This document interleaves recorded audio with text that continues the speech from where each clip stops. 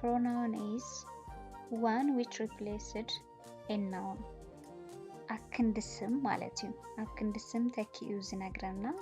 ወይ እውን አክንድስም ዝነግረና ነገር pronoun ኢልና ንጽውዖ once again there are various different types of pronouns with the English language ዝተፈላለዩ ዓይነት ናይ ክንድስም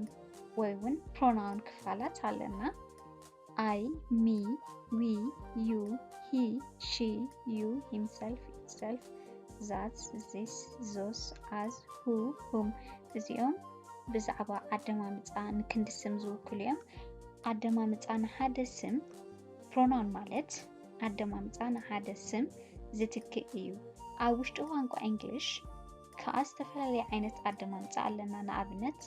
ኣነ ንስኺ ንሱ ንርእሱ ንርእሰይ እዚ ንዓና ንመን ዝብሉ ማለት እዩ